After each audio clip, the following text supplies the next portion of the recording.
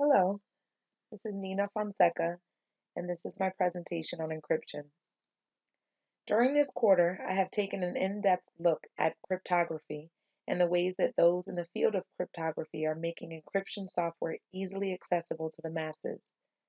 They are doing so to help people safeguard their information in transit. I also looked into how this type of software would fit into a larger organizational information assurance plan. In this presentation, as in my final paper for this class, my aim is to explain what I believe is the importance of protecting our right to privacy. Our, in this case, meaning everyday citizens who are not under investigation for crimes committed. I'm going to focus specifically on government surveillance of citizens, a history of cryptography, why we should care about government surveillance and encrypting our information in transit, who should care, looking at specific groups that want to keep their information private, possible solutions. I will discuss private and public keys, including what they are and how they work, uses of encryption software for organizations, including the use of Signal's encryption protocol by WhatsApp, and a conclusion revisiting the protection of our right to privacy. As an introduction to encryption, I begin with government surveillance and Edward Snowden. The debate as to whether he should be considered a hero or a traitor is still one that many are undecided on. When I first read the Snowden article at the beginning of this course, I had an apathy toward government surveillance of citizens. After listening to a number of TED Talks on the subject, my views began to shift, and the importance of privacy became more evident. I have a quote here from a 2013 interview with Edward Snowden, which I think sums this idea up very well. He says, "I don't want to live in a world where everything I say, everything I do, everyone I talk to, every expression of creativity and love or friendship is recorded." There are a number of security researchers, including Nadim Kobeissi, Andy Yen, James Line, and Moxie Marlinspike, who are working to educate people on the importance of protecting their information shared on the internet, educate them about encryption, and make encryption software more easily accessible. I will revisit these researchers later in this presentation in reference to possible solutions for protecting information. One of the better known forms of early cryptography is the Caesar cipher, which was used in battle correspondence during the time of Julius Caesar. Shown here in this slide, this was a simple form of encryption, wherein if the key was 3, the person receiving the encrypted message would simply count back 3 letters in the alphabet and replace the letter in the original message with that new letter. For example, a D would represent an A and so on, as shown in the picture. The German Enigma machine is another well-known example. This machine used notched wheels to encrypt messages.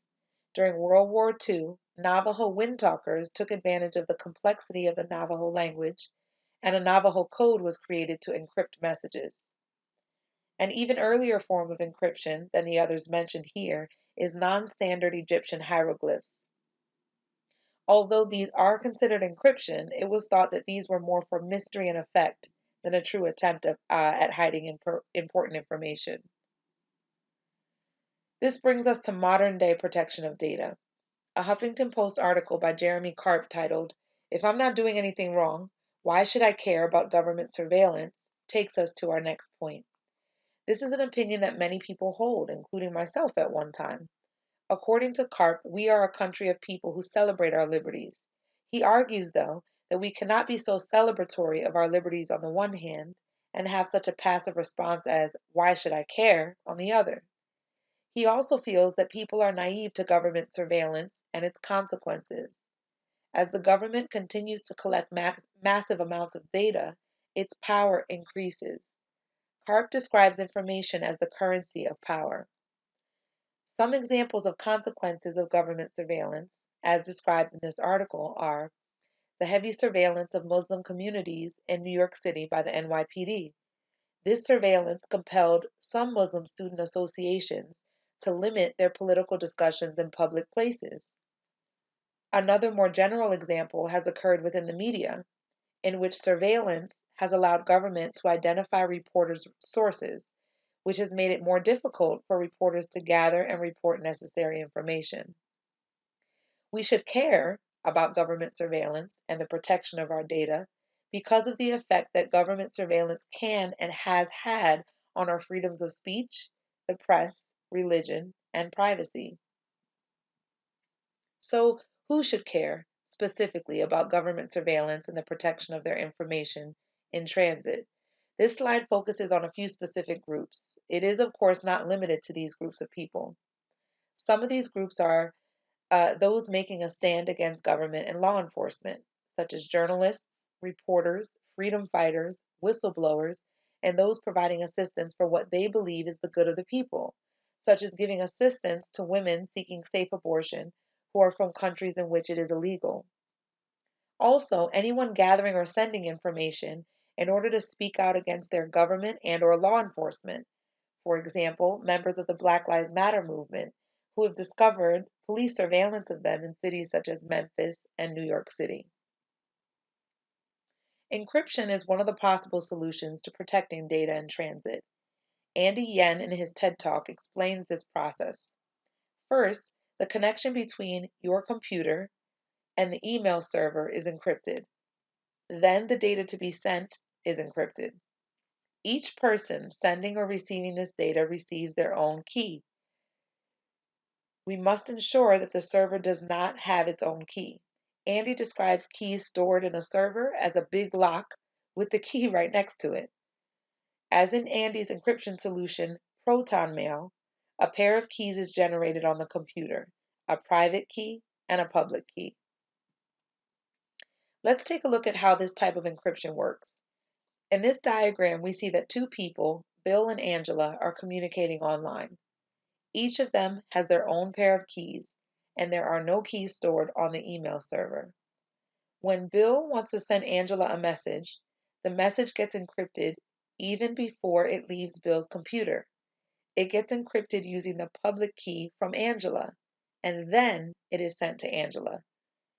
Since the message was encrypted using the public key from Angela, only her private key can decrypt it.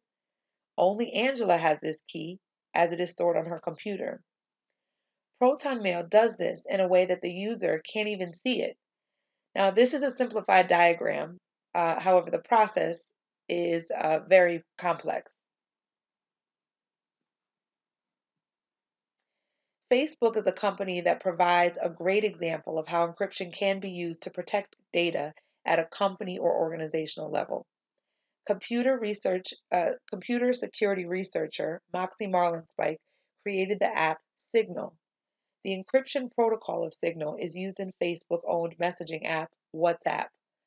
All of the messages sent using WhatsApp are encrypted in such a way that not even Facebook, the company providing the encryption, can decrypt the data.